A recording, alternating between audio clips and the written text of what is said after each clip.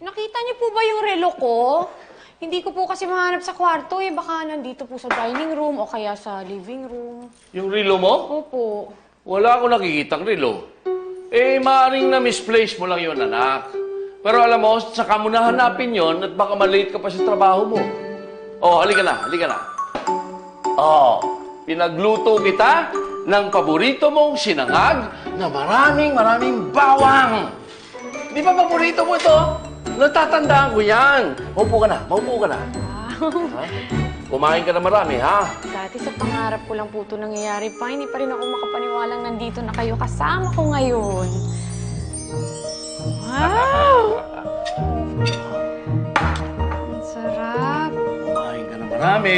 Salamat po pa. Para hindi ka gutumin sa trabaho mo, ha? Thank you po. Yan.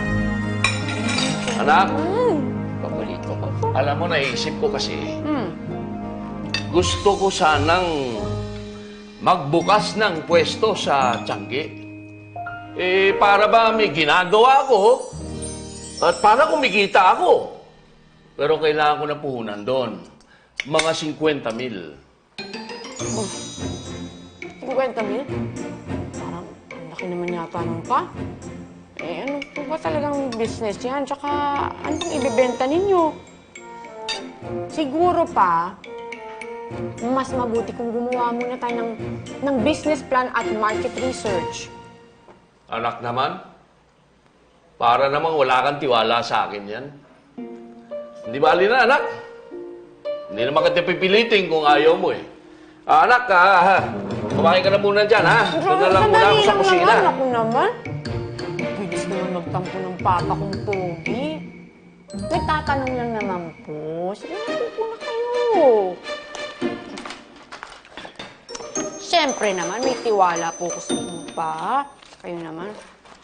Eh, dapat lang may tiwala ka sa papa mo. Nagtatanong lang naman po. Siyempre, mas mabuti kung pag-aaralan po muna natin ng mabuti. 50,000. Iyon. Yan pa. Anak! Salamat, anak, ha? Alam mo, manang-mana ka talaga sa kabihitan ng papa mo. Anak, mag-ingat ka sa pagpasok mo, ha? Opo. Ano? Sige po, mauna na Lakad po ka ako. na? Opo. Oo, para hindi ka malate, anak. Sige po, pa. Salamat po sa breakfast, ha? Oo. Pasensya na po, nagmamadali. Bye-bye po, pa. Ingat Thank po. you, anak, ha? Ingat Opo. ka, ha?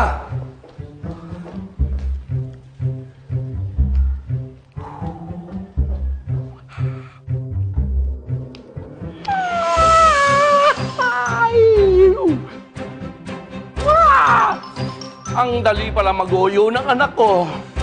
Ha? Goyo, goyo, goyo, goyo. Nakalimutan ko po yung susi ko, pa. Ha? Ano pang... goyo? Hindi, anak. Goyo. Yan ang sinasabi ko. Goyo. Goyo. Wala? Sige po, okay. Bye-bye po ulit. Go you! At baka malate ka sa trabaho.